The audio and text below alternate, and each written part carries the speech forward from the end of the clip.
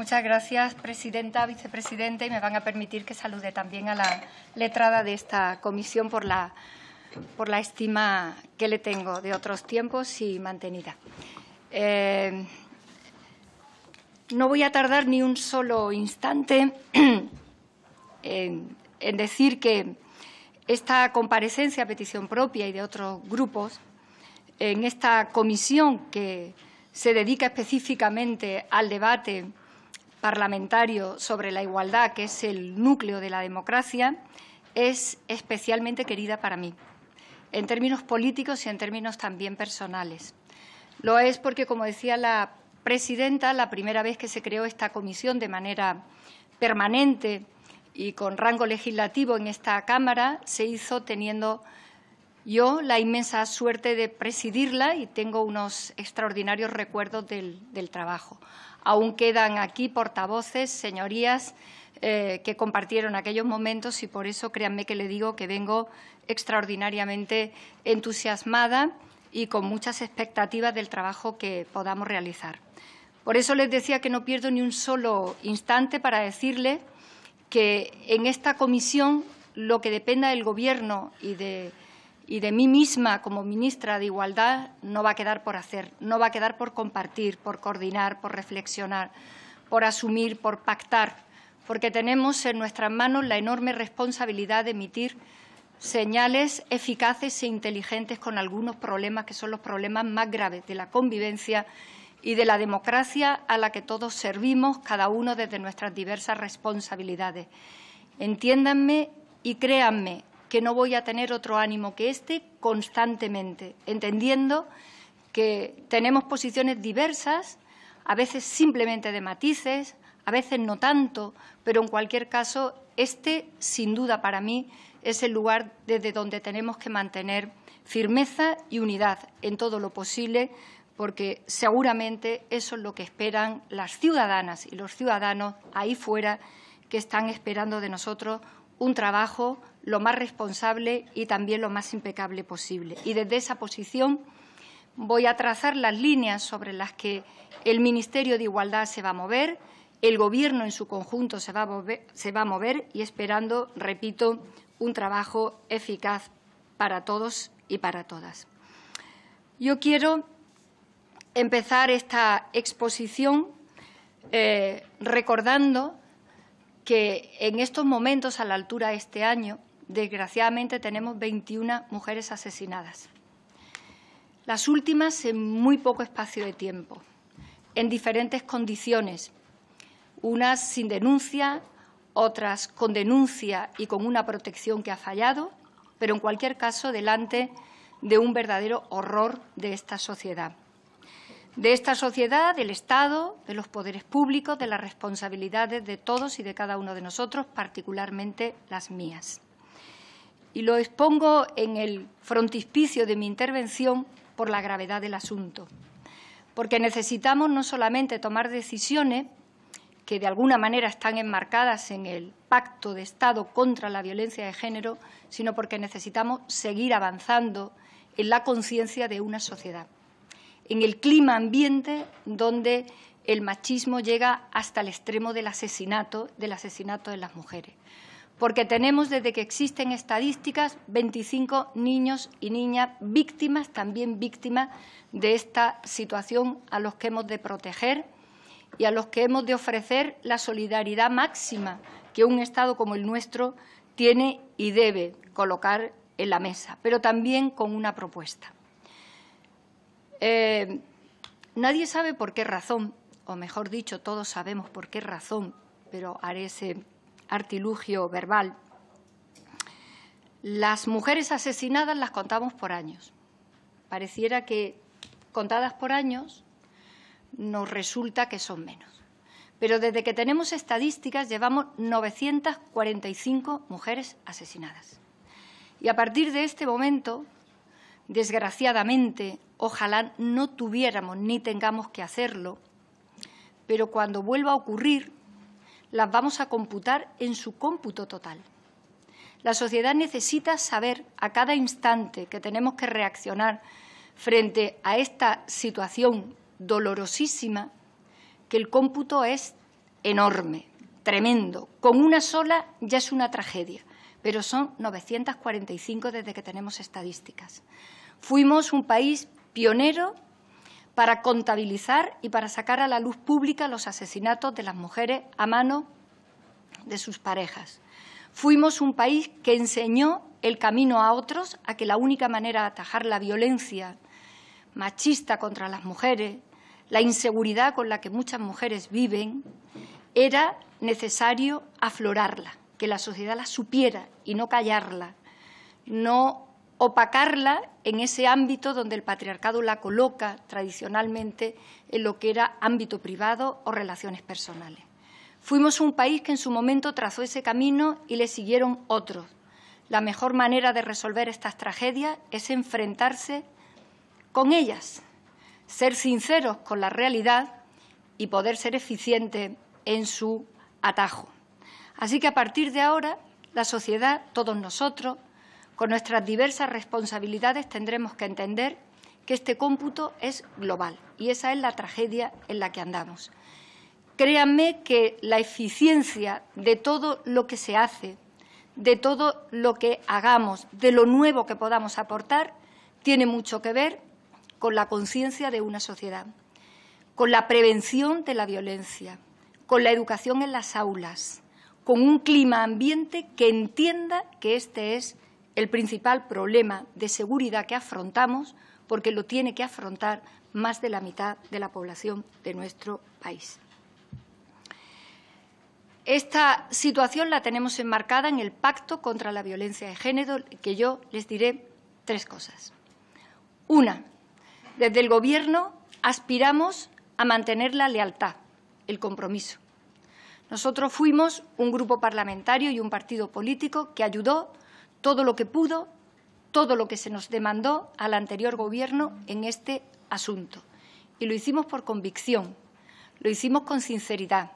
Veníamos de la coherencia política de otros momentos en los que gobernamos y de la firmeza del planteamiento desde el punto de vista democrático de lo que esto representa para defender la seguridad de las mujeres, sus derechos y sus libertades.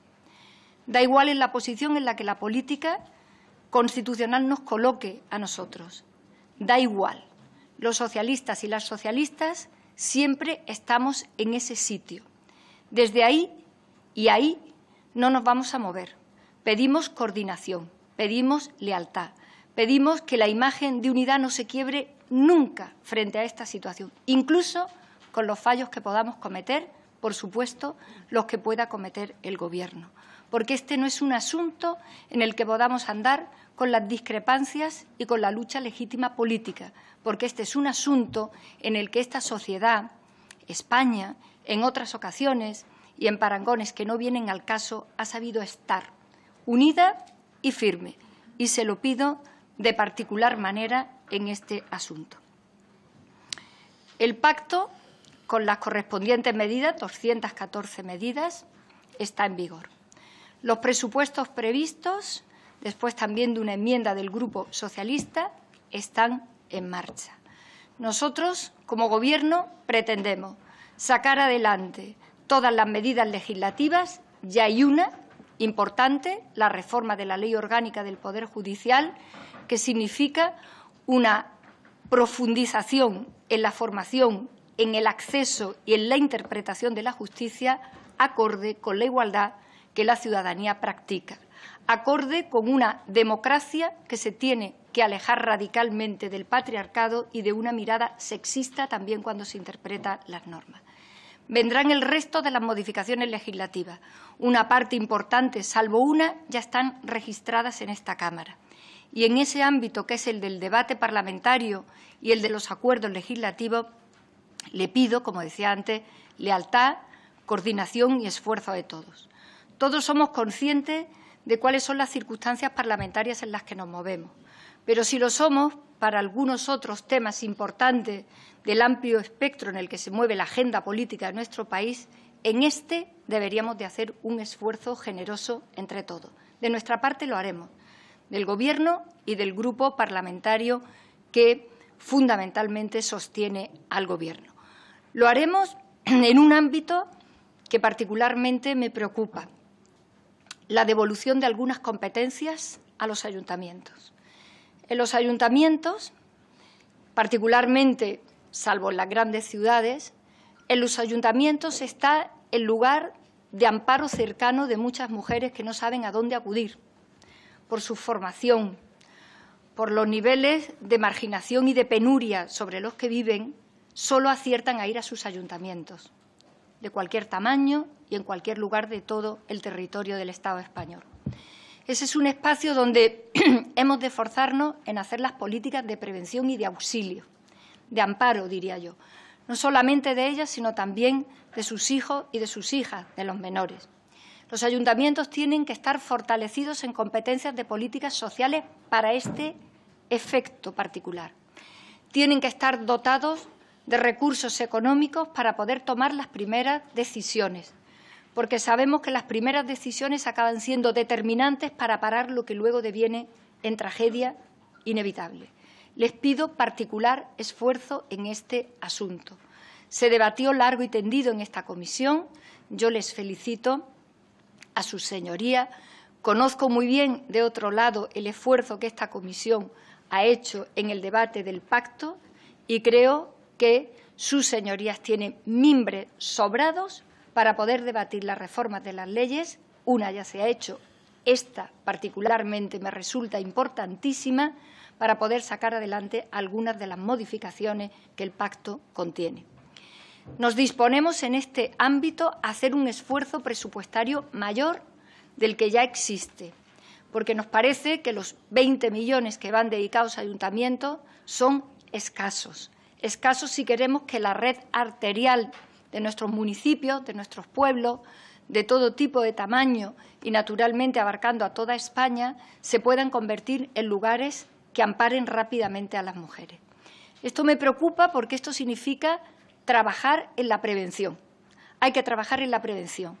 Cuando una mujer es asesinada, había denunciado, tenía medidas de protección y han fallado, es evidente que han fallado las medidas que tenemos en marcha y que hay que mejorarlas.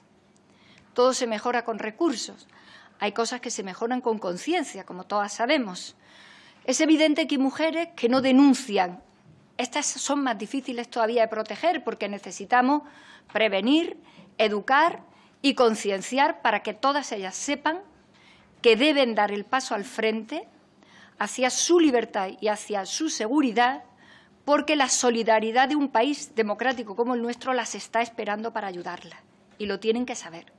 Y esas políticas de prevención no pueden estar de manera sofisticada en ningún lugar lejano, tienen que estar en los ayuntamientos, y por eso el Gobierno hará un esfuerzo presupuestario mayor, incluso que el que ya tenía el pacto. Lo haremos, ya se lo he dicho, señorías, pero lo voy a repetir en varias ocasiones, con la total buena voluntad política y personal también, en coordinación con las comunidades autónomas y con los ayuntamientos. Ya se ha celebrado la comisión delegada que prepara la conferencia sectorial, que la tendremos antes de que termine este mes. Todos sabemos que compartimos competencias importantes en este asunto. Este Gobierno va a respetar escrupulosamente las competencias de las comunidades autónomas y de los ayuntamientos, pero nos disponemos a ser unos socios colaboradores importantes en esta materia, sin duda de ningún tipo. Por lo tanto, serán las consejerías de Igualdad o las que tengan las políticas correspondientes en los Gobiernos quien, antes de terminar el mes de julio, reciban también las primeras líneas de trabajo donde podamos coordinarnos. Y hay un particular espacio, para no cansarles a sus señorías, que se conocen el pacto mejor que yo, para no cansarles a sus señorías, donde particularmente nos resulta importante la eficacia de las medidas en el ámbito educativo. La ministra de Educación y Formación Profesional ya ha advertido que nos disponemos a trabajar en la dirección de alcanzar una asignatura de valores cívicos. Necesitamos que desde el inicio de la formación educativa de nuestros niños y de nuestras niñas, de los menores, entendamos que la igualdad de género, el respeto a la diversidad de género, a la diversidad de libertad sexual y de opción sexual, es el corazón del respeto a nuestra intimidad y a nuestras libertades y a nuestros derechos como ciudadanos y ciudadanas. Es muy importante que lo hagamos con intensidad, es muy importante que lo hagamos con responsabilidad, porque ahí es donde trazamos a hombres y a mujeres futuros conscientes de cuál es su identidad, conscientes de cuáles son sus derechos y respetuosos del otro o de las otras. En esos tres ejes nos vamos a esforzar enormemente y yo solo pido acuerdo, coordinación, matices, respeto, capacidad de negociación en aquellas cosas que entiendo podamos ver de manera distinta. Pero este es un asunto capital. Lo es porque existe un Ministerio de Igualdad del que yo tengo la situación honrosa de sacar adelante. Pero es verdad que tenemos 17 ministros y ministras trabajando por la igualdad. Esta es la conformación de este Gobierno. Es así porque así lo ha trazado el presidente del Gobierno, razón por la cual se recupera el Ministerio de Igualdad en solitario para la igualdad, razón por la cual se ubica en la vicepresidencia del Gobierno.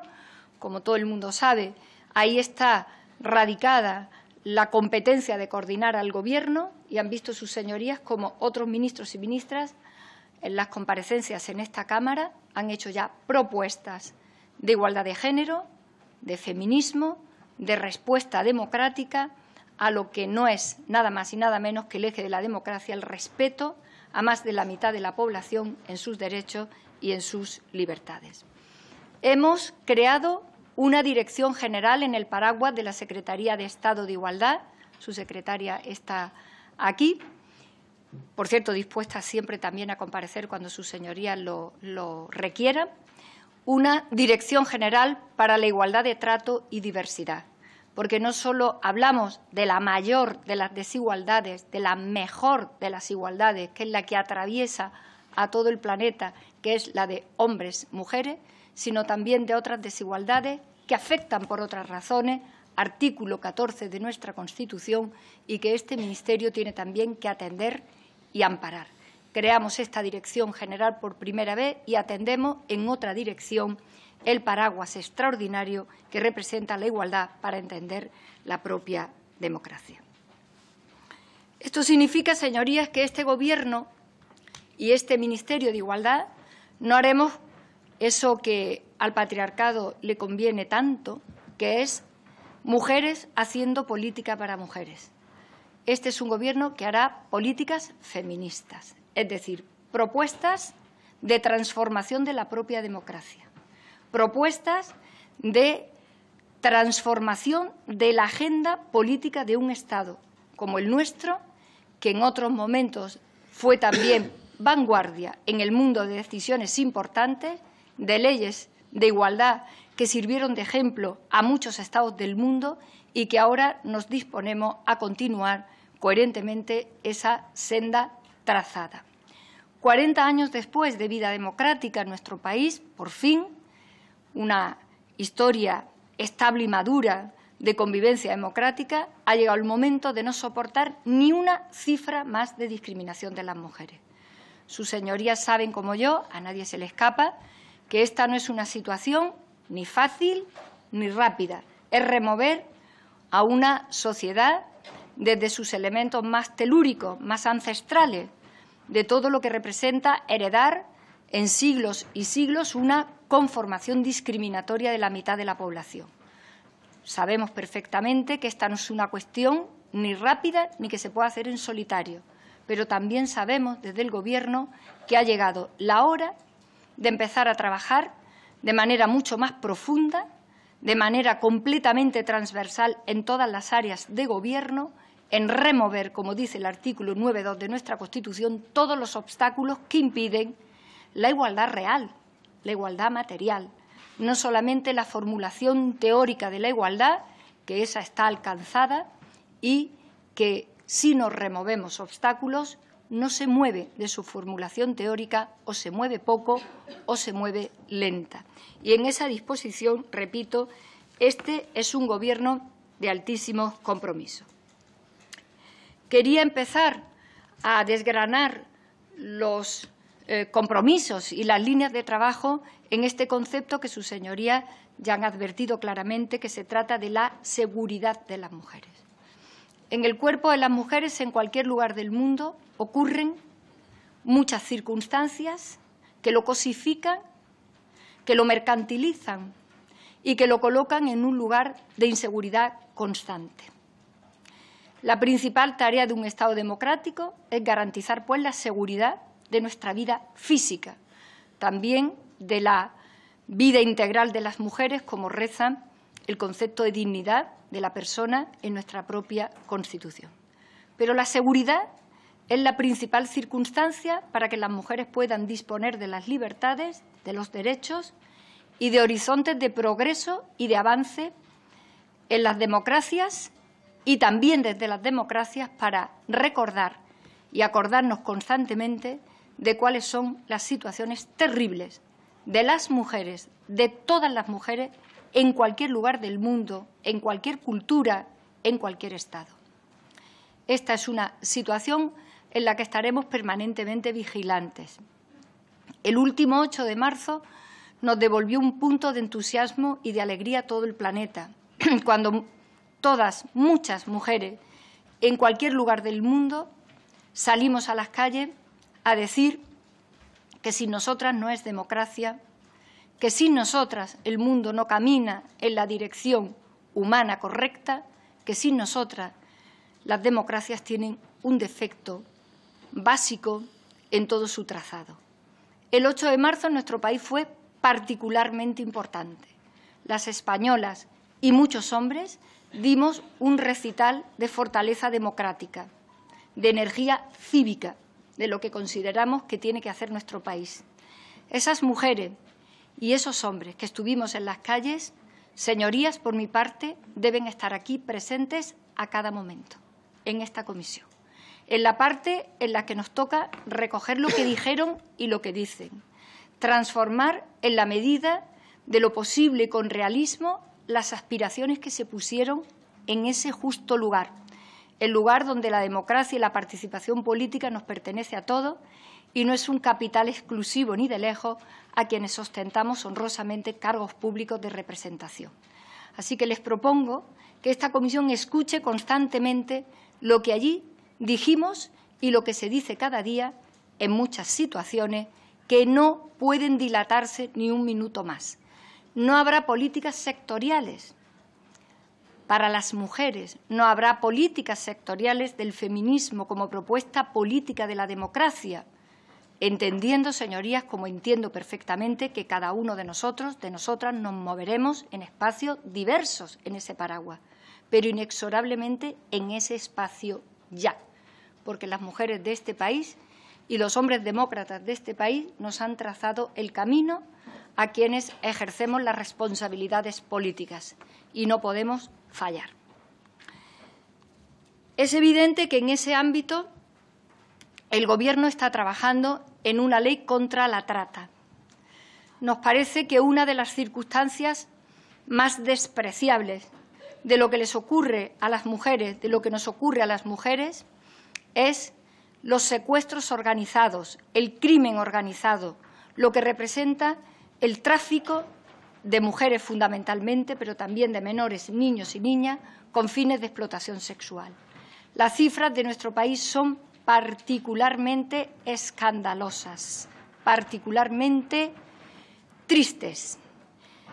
Necesitamos, en el ámbito nacional y, como se imaginan, afectando mucho también al derecho internacional, tomar decisiones en la legislación de nuestro país y que podamos transponer las directivas que en este ámbito no están transpuestas y que podamos llevar a la política europea y a los organismos internacionales la firme determinación de España, a través de sus Cortes Generales y de su Gobierno, de que esta no es una situación asumible en ningún lugar, en ningún país y mucho menos en el nuestro, que tiene unas cifras vergonzosas. Esto es el tráfico de las mujeres como mercancía. Esto es una situación que atropella todos, absolutamente todos los derechos de las mujeres como seres humanos, todos sus derechos humanos y también los de muchos niños y niñas en el mundo. Me van a permitir que estuviera mirando a la letrada, la señora Senén, y recordar viejos tiempos donde nos recorríamos a algún lugar de Europa trabajando por esto hace ya muchos años. Hay que recuperar el pulso con este asunto. Y en ese debate espero, señorías, que en la comisión y en el Pleno de la Cámara podamos tomar decisiones necesarias y, a ser posible, también ejemplares. En el orden de lo que considero la seguridad de las mujeres, necesitamos también tomar algunas decisiones que afectan a la reforma del Código Penal, incluso a la ley de enjuiciamiento. Será necesario, después de lo vivido, no por ninguna circunstancia concreta que la hemos vivido, sino porque es un proceder habitual. Necesitamos hacer una revisión, tal como dijimos todos los grupos de la Cámara en su momento, y nos disponemos a cumplirlo. Necesitamos hacer una revisión que permita asegurar mucho mejor, en términos de garantías, los tipos penales que no pongan en riesgo, a través de la interpretación, lo que son gravísimos delitos contra las mujeres. Suecia acaba de hacer una modificación. Alemania está en ello. Les propongo, señorías, que el lema sustantivo de la modificación sueca y alemana sea el que seamos también capaces de sacar aquí adelante. Es algo tan rotundo, tan perfecto, como que si una mujer no dice sí expresamente, todo lo demás es no. Y ahí es donde está preservada su autonomía, su libertad, el respeto a su persona y a su sexualidad. Tal vez, como ha dicho la ministra de Justicia compareciendo en esta Cámara, hayamos de mirar también la ley de enjuiciamiento por si podemos mejorar todas estas circunstancias. Y lo haremos a través también de la incorporación que la ministra de Justicia ha hecho de algunas juristas feministas avezadas en la perspectiva de género para poder traer una revisión solvente de esto que les acabo de enunciar. Necesitamos hacerlo porque las mujeres también tenemos derecho, como ciudadanas en un país democrático, a opinar, a remover y a proponer reformas que nos sean favorables en el orden del cumplimiento de nuestras exigencias y de nuestra seguridad. Y porque no podemos volver a pasar por ningún espacio donde, a través de la interpretación, se entienda que lo que es un gravísimo delito contra nosotras no se considere finalmente así. Con el respeto debido y, además, voluntariamente tenido a lo que significa constitucionalmente el Ministerio Fiscal, estamos también reflexionando, lo hace el Ministerio de Justicia, cómo acompañar mejor a las mujeres víctimas en sus defensas. Necesitamos hacer esto porque sus señorías y yo misma sabemos, en algunas ocasiones, las situaciones complicadísimas a las que se enfrentan las víctimas en todo el trayecto desde que lo son hasta que finalmente pueden obtener una sentencia justa y restitutoria de los derechos que les han sido atropellados. Mejoraremos en ese ámbito porque la realidad nos demuestra que hay mucho que mejorar para que las mujeres se sientan seguras en un momento completamente trágico, que es cuando ya se han convertido en víctimas de algún delito grave. Me remito a la propuesta que la propia ministra de Justicia hizo y de la parte correspondiente, como les decía, de la coordinación transversal conjunta de lo que representa la igualdad para todo el Gobierno y que cada día sus señorías lo van viendo y desgranando en las diferentes comisiones en las que se comparece. Independientemente de lo que luego pueda salir en el debate con sus señorías, y para no abundar en temas que compartimos y que conocemos porque están en una parte muy importante en todo el pacto vigente contra la violencia de género, quiero pasar a un capítulo que me parece que es un capítulo que tiene grandes expectativas en este momento en nuestro país y que estoy convencida de que ahí no vamos tampoco a fallar. es ese espacio donde se mueve la libertad de las mujeres. La igualdad es un método para alcanzar la libertad. La igualdad es un método que nos merecemos las mujeres de derechos formales, de oportunidades reales para llegar justo al sitio a donde tienen que llegar las mujeres convertidas en ciudadanas, a la libertad. Somos diversas por muchas razones, pero queremos ser libres, libres de violencias y libres en nuestra condición de ciudadanía plena. Esa libertad consiste, entre otras muchas cosas, en la independencia económica. No hay más libertad que la que le proporciona a una mujer poder ser independiente económicamente, acceder al trabajo, el reconocimiento de su mérito y de sus capacidades, poderse sostener por sí misma, porque es lo único que le garantiza, en muchas ocasiones, no atravesar situaciones insoportables y penosas donde todos sus derechos se ven conculcados. La garantía también de muchas mujeres de ser madres o de no serlo, de ser madres responsables y autónomas para sacar adelante a sus hijos sin dependencias que a veces hacen que su vida se convierta en un tributo casi heroico para poder sacar adelante a sus hijos. Señorías, yo no estoy hablando de nada que aquí no sepamos todas y todos muy bien. Estoy hablando de cómo es la vida real de las mujeres, incluso en un país democrático, avanzado como el nuestro, económicamente avanzado también, pero esta es la realidad. Así que tenemos que poner un foco importante en lo que afecta al ámbito laboral de las mujeres. No solamente a la discriminación salarial de las mujeres, en torno a un 23% de promedio, y de las pensiones como resultado del modelo de trabajo en el que andan las mujeres, casi un 37% de discriminación en las pensiones, sino que estoy hablando de cómo acontece todo el espacio laboral de las mujeres, de cuáles son nuestras cifras de desempleo, de cuáles son los trabajos precarios, temporales, la pobreza se feminiza, el precariado se ha feminizado y de cómo son, además, los horarios, los ascensos y las posibilidades de progresar en un camino laboral que para las mujeres es, sobre todo para las mujeres jóvenes que deciden ser madres acompañadas o no de pareja, verdaderamente enloquecedor. Ser mujer joven, trabajadora, profesional, e intentar ser madre con pareja o sin ella es prácticamente un imposible. Y todas sabemos cómo se resuelve. Se resuelve en el ámbito privado y en el ámbito de la solidaridad privada. Sí, cuando aparece una madre o una suegra fundamentalmente o una hermana a echar una mano, donde el ámbito privado sustituye las responsabilidades de los poderes públicos. La vida sigue estando hecha para las facilidades de ser varón y de que al varón le resulte compatible ser trabajador, profesional y padre, pero no para las mujeres. Esto hace que les invite en sede de la comisión y en el plenario cuando corresponda a que hagamos un debate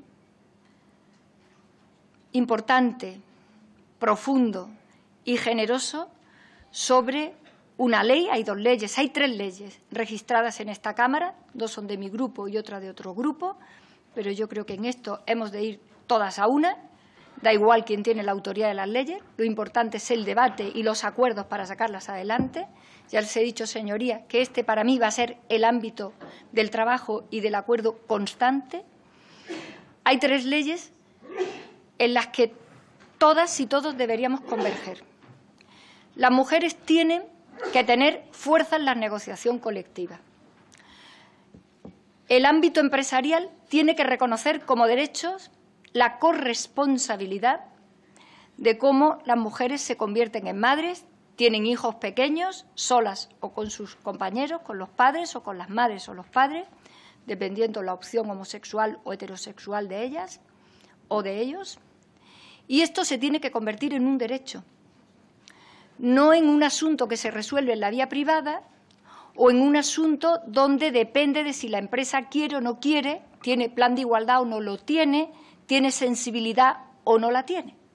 Porque los derechos capitales de las mujeres para hacer compatible su condición de ciudadanas, trabajadoras y madres, de los que depende nada más y nada menos que un asunto tan preocupante para nuestro país como es la demografía, que pende constantemente como una espada de Damocles sobre la tranquilidad de las mujeres, lo hemos de resolver de manera colectiva y política, como se resuelve todo en las democracias. No podemos exigirle a las mujeres de este país, particularmente a las que están en esos tramos de edad, heroicidades de las que se beneficia el resto del país sin más miramiento. Habrá que reflexionar sobre una ley de familias, pero habrá que reflexionar antes profundamente de cómo es el itinerario laboral de las mujeres en este país. Habrá que hacer modificaciones en el Estatuto de los Trabajadores, habrá que hacer modificaciones en leyes del ámbito laboral, pero esta exigencia tiene que ser un derecho de las mujeres y no un asunto de gracia de las diferentes empresas, organismos, instituciones donde las mujeres trabajen. Lo que va implícito en este asunto no es nada menor. Es la capacidad de tener una ratio responsable demográficamente hablando de un país tan importante como el nuestro dentro y fuera de Europa.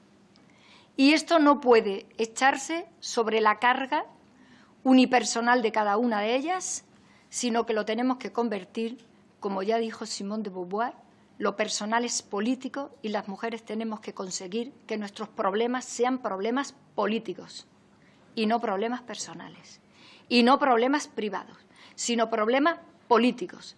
Agenda del Estado tienen que ser nuestros problemas. Somos más de la mitad de la población. Somos diversas ideológicamente, faltaría más, pero somos más de la mitad de la población para considerar que la democracia tiene que dar respuestas rápidas sobre todas estas cuestiones.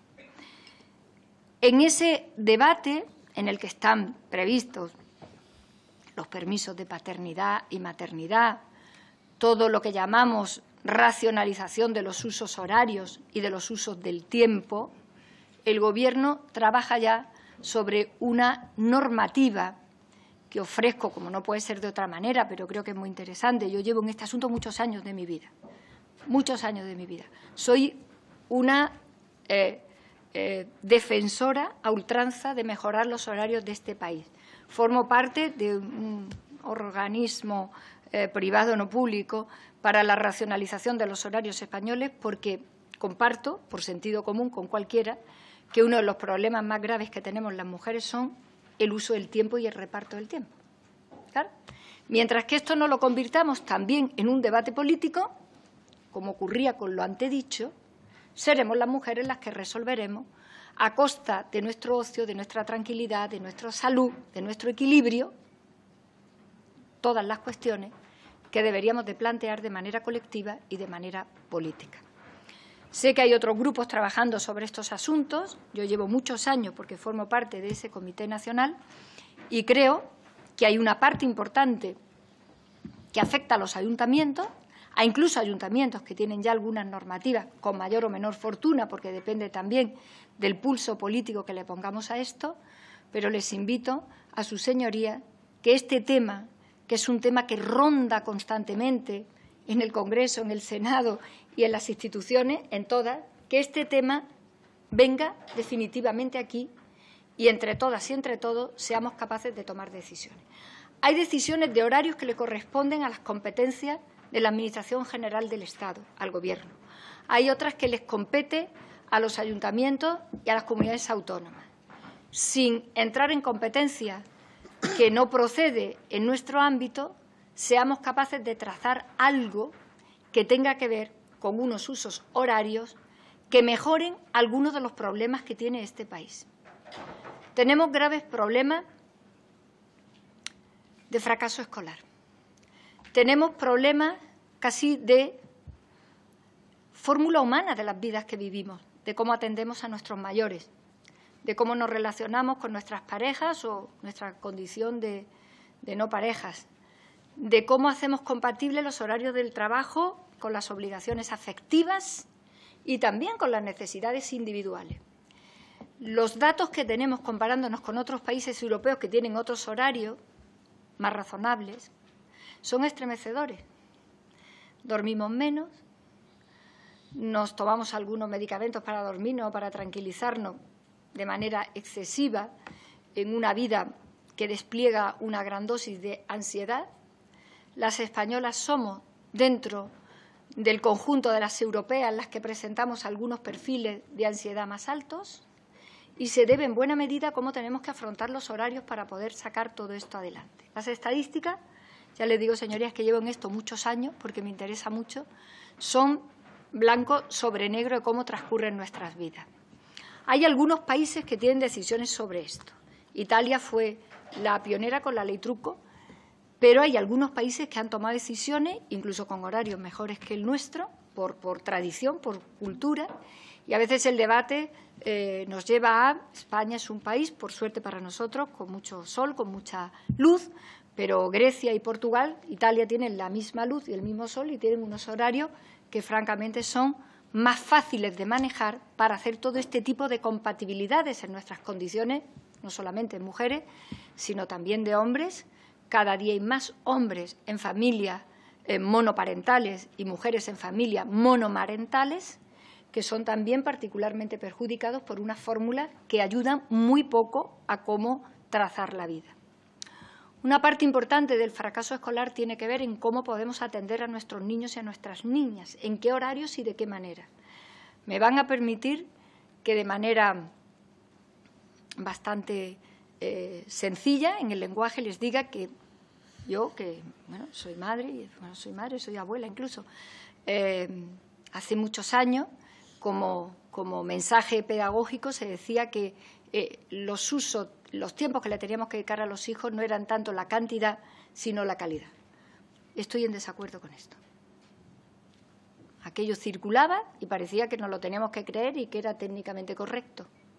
Pues discrepo radicalmente de esto. Creo que los niños y las niñas, nuestros mayores, no los puedes querer ni ayudar, ni comprender, ni trazar complicidades y afectos en una hora, por mucho que en esa hora estés concentrado, ni en 2 los sábados.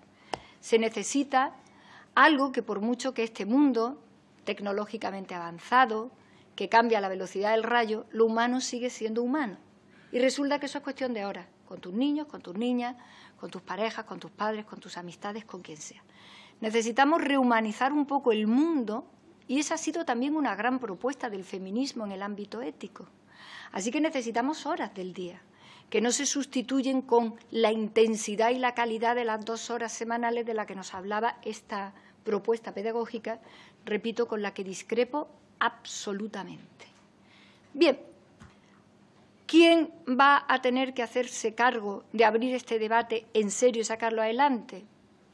Me temo que fundamentalmente nosotras, las mujeres, porque es a nosotras a quienes más afecta todo esto que les digo. Así que trabajamos también en una ley de uso del tiempo, de racionalización de los horarios, de corresponsabilidad de la vida familiar, de la vida laboral y de la vida personal. Las mujeres necesitamos tener también vida individual.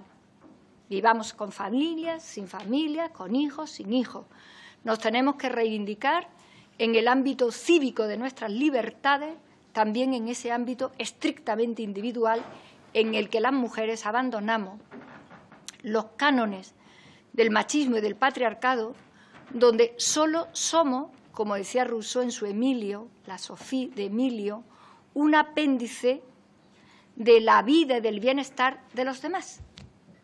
Así que tendremos que reivindicar los espacios que son estrictamente individuales, porque ahí es donde las mujeres nos fortalecemos en nuestra condición individual y libre, al margen de nuestros vínculos, de nuestras responsabilidades, como es lógico, en la libertad de la vida de cada una elija. Y ese es el espacio de la libertad, radicado fundamentalmente en el ámbito laboral y radicado también en los usos del tiempo para mejorar con mucho el formato de unas vidas que, curiosamente, la democracia también machista y patriarcal, como lo son todas, menos que las sociedades no democráticas, obviamente, pero también ha conseguido algo extraordinario, que tengamos considerados formalmente los derechos nuevos, porque la democracia es nueva en la historia de la humanidad y nueva para las españolas y los españoles en 40 años, pero encastrada con los viejos usos y formas que heredamos constantemente de una sociedad sexista. Ese es el dislate, esa es la esquizofrenia constante, y ahí es donde tenemos que poner foco en la seguridad y en la libertad. Y no hay otro método que seguir trabajando sobre la igualdad y, en este caso, sobre la igualdad material. Señorías, en la tercera parte de lo que les quería trasladar y que luego podremos ampliar una vez que les escuche a todas, y creo que algún todo, creo que el PNV tiene al señor Aguirrechea, que recuerdo de viejos tiempos y que está aquí de portavoz, para poder ampliar algunas cuestiones, pero en un tercer elemento importante. Las mujeres, consideradas desde el prisma de otras desigualdades, no solo la de género, siempre tenemos peores condiciones.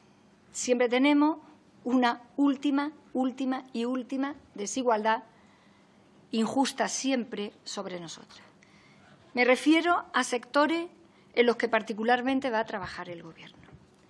Las mujeres con discapacidades, que son el 60% de la población conjunta de discapacidad en nuestro país, tienen particulares y gravísimos problemas. Nos lo dice el CERMI y lo sabemos. Por las situaciones de vulnerabilidad en las que están y porque para ellas son agravadas, evidentemente, en su condición de mujeres o de niñas.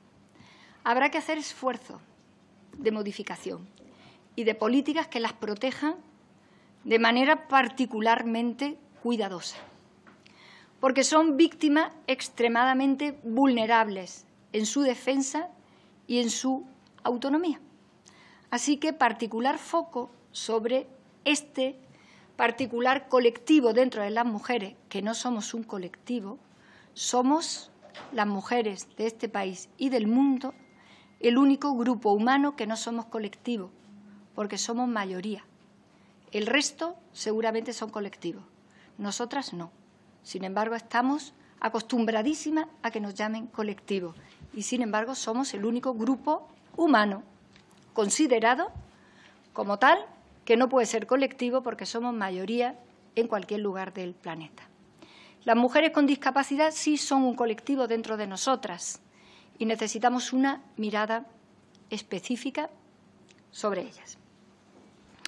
Hay áreas muy importantes de la vida y de las obligaciones políticas, no solamente por la desigualdad que se produce en ellas, sino porque su visibilidad es muy educativa para el conjunto de la sociedad y en las que hay que trabajar, entre las cuales les destaco algunas y luego imagino que saldrán todas entre ustedes y yo misma. Me refiero, por ejemplo, a las mujeres en el deporte. El deporte es una religión civil moderna, como lo denomina algún sociólogo, y las sociedades desarrolladas, también las otras, pero particularmente las sociedades desarrolladas, estamos completamente encandiladas con el deporte, por sus muchos efectos positivos y también por otros que no vienen al caso porque ordenan, parece mucho, la sociedad. Nuestras niñas hacen deporte en pie de igualdad con los niños en muchos sitios y después esa igualdad desaparece. Desaparece la visibilidad de la importancia del deporte, no sabemos por qué, y además desaparece también el esfuerzo y lo que representa para una sociedad como la nuestra, la que el deporte ocupa un espacio muy importante, todos los deportes, la visibilidad de las mujeres. La Secretaría de Estado de Deporte y el Consejo Superior de Deportes por primera vez lo tiene una mujer. Una mujer que es mujer y que es deportista, una importante deportista de nuestro país, que se dispone a trazar políticas que levanten también discriminaciones y visibilidad. Si el deporte nos ayuda por razones visibles en una sociedad como la nuestra, será muy importante que todas las mujeres, todas en general, las niñas, las adolescentes que lo hacen y particularmente las que triunfen, que se convierten en iconos de una sociedad como la nuestra, nos parezca bien o nos parezca mal, esto funciona así, también se conviertan en prototipos interesantes para otras mujeres. Porque si no, los prototipos a los que el patriarcado nos conduce son los que son y ya no los conocemos. Y preferimos que los prototipos y los iconos para muchas mujeres, para las niñas, adolescentes y para el conjunto de la sociedad, sean también mujeres esforzadas, mujeres triunfadoras, mujeres valerosas, que están en unas lides que a la sociedad moderna les interesa mucho. En el ámbito de la cultura, la cultura es el disco duro de una sociedad, es el alma de un país. Son políticas que me son muy queridas porque he estado en ellas casi 12 años de mi vida y me son muy queridas. Si la cultura es el alma de un país, lo que nos presta singularidad, identidad, diversidad a un país como el nuestro, que es una potencia cultural del mundo, uno de los grandes países de originalidad cultural y diverso en sus culturas internas, necesitamos que toda la simbología de la cultura esté conectada con los principios de igualdad entre hombres y mujeres y con los mensajes igualitaristas del feminismo. Y esto hay que hacerlo. Esto hay que hacerlo con políticas muy tasadas. Ya lo hemos hecho en otro momento, pero hay que mejorarlas. Políticas muy tasadas, que se siguen llamando políticas de discriminación positiva. Se llaman así, se han llamado así desde que las inventa la política norteamericana hace ya varias décadas, y se llaman así porque en castellano no hay otra palabra mejor para decir discriminación, que en anglosajón, en inglés, tiene un significado diferente en castellano. En castellano nos aparece desde el punto de vista sonoro de otra manera, pero son instrumentos que remueven obstáculos a los que nos obliga la Constitución. Necesitamos que los elementos simbólicos de lo que es la feminidad, lo femenino, las feminidades que nos han permitido llegar a ellas a través de la práctica de la libertad y la democracia, abandonen los estereotipos. En los estereotipos las mujeres seguimos siendo cosas, seguimos estando cosificadas. Las exigencias sobre nosotras son intolerables para nuestra propia diversidad y para nuestras propias libertades. Así que en el Ministerio de Cultura habrá toda una línea de trabajo en la que los recursos públicos y las instituciones públicas equilibren constantemente la perspectiva de las mujeres, la creatividad de las mujeres, el mensaje de las mujeres y la determinación de las mujeres en lo simbólico. Necesitamos que los prototipos acerca de nosotras sean reales, reales, absolutamente reales. Y en esto la cultura juega un papel capital, como lo juegan también los medios de comunicación. Y sus señorías saben que hay medidas en el Pacto contra la Violencia que afecta también a ese ámbito donde pareciera que estamos constantemente tejiendo y, por el otro lado, se desteje. Tejemos leyes, tejemos políticas, invertimos presupuestos públicos en la igualdad y, por otro lado, en ese otro ámbito se desteje con lo simbólico y con el imaginario lo que vamos construyendo por otro. Pues esto tiene que ir terminándose, porque si no, el esfuerzo que hace el país en general, las instituciones públicas, todas las instituciones públicas del Estado y los recursos públicos a los que aportamos nuestros impuestos los hombres y las mujeres de este país, son ineficientes porque se deconstruyen en los otros espacios. Así que hay que tomarse con determinación qué ocurre ahí. Necesitamos muchas mujeres guionistas, muchas mujeres directoras, muchas mujeres productoras, en todos los ámbitos del mundo de la comunicación y del mundo de la cultura, porque necesitamos que ahí se representen las realidades de las mujeres y también las necesidades y lo que son verdades, y que pareciera que cuando suben ese mundo todo eso ha desaparecido y nos movemos en un terreno de exigencias intolerables.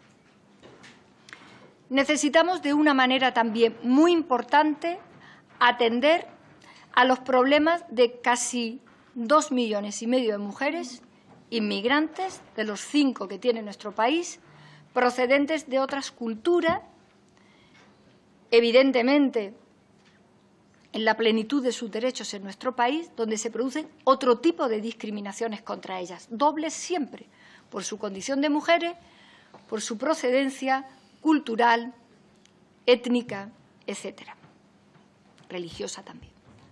Necesitamos hacer ahí un particular esfuerzo, porque somos un país que tiene 5 millones de inmigrantes viviendo normalizadamente entre nosotros, porque somos una democracia y porque la igualdad de trato, una ley que se está ya tramitando en la Cámara, que sus señorías conocen y frente a la que ya han tomado posiciones, hace mucha falta que fije también un principio de igualdad que afecta a todos y a todas, pero que afecta de una manera muy importante a las mujeres, repito, casi 2,5 millones de mujeres entre nosotros. Y foco muy importante. Venimos de este fin de semana en la celebración del Día del Orgullo LGTBI en nuestro país, en todos los lugares del mundo. El Consejo de Gobierno ha declarado formalmente el 28 de junio Día Nacional en nuestro país del Orgullo LGTBI. Necesitamos también un particular esfuerzo en los derechos y en parar la discriminación particular por opción sexual que tienen los hombres y las mujeres de este país. Hemos empezado a tomar decisiones que afectan a la universalización de la sanidad pública en un punto muy concreto y particularmente lastimoso, que era el derecho a la reproducción asistida a las mujeres lesbianas, solteras o casadas, solas o acompañadas, porque era una discriminación contra las mujeres intolerable. Sigue siendo intolerable dentro de lo que es un paraguas intolerable en su conjunto contra los derechos LGTBI en nuestro país, 2 asuntos. Todos los problemas de los niños y de las niñas trans en nuestro país. El acoso en el colegio, en edades donde a estos niños o a estas niñas se les puede destrozar y desviar la vida si su país y las instituciones de su país y los derechos de las personas menores de edad, que los tienen intactos, salvo los que afectan al sufragio y algunas cuestiones más de carácter menor, porque lo importante son los derechos fundamentales y los tienen intactos, aunque sean menores de edad, si abandonamos el terreno del reconocimiento, el respeto, la comprensión y la ayuda que necesitan. Y esto, señoría, no es menor asunto, porque una sociedad democrática se merece la verdad y la decencia consigo misma, y se la merece en todos y en cada uno de los rincones, particularmente en los más graves, que son niños y niñas, con derecho a que los protejamos en un ámbito tan delicado como es su identidad personal. Su identidad personal. Así que ahí tomaremos decisiones importantes en el ámbito sanitario, pero que tienen que ver con una mirada profunda de lo igual en esta parte afectante. Tenemos, señorías, y con esto termino, que tomar también algunas decisiones importantes y que van a afectar al artículo 49 de nuestra Constitución. Lo dije en la comparecencia de la Comisión Constitucional. En nuestro país no podemos seguir teniendo un texto constitucional al que se aluda a hombres y mujeres como disminuidos. En este país no hay nadie disminuido. En este país la dignidad pasa por el respeto absoluto a nuestra dignidad íntegra. Y no podemos seguir sosteniendo esta expresión en nuestra Constitución. Y saben ustedes, señorías, que en la parte que le corresponda al Gobierno, esa modificación de la Constitución se hará. Y termino. Hay muchas cuestiones a las que ayuda o no ayuda el lenguaje. El lenguaje es un elemento que nos precede De hecho, se dice cuando uno nace que tiene una lengua materna, nos precede, nos acoge cuando venimos al mundo, cuando lo aprendemos, va por delante de nosotros, nos enseña, nos envuelve, lo modificamos, pero es algo bastante importante para trabajar sobre la igualdad.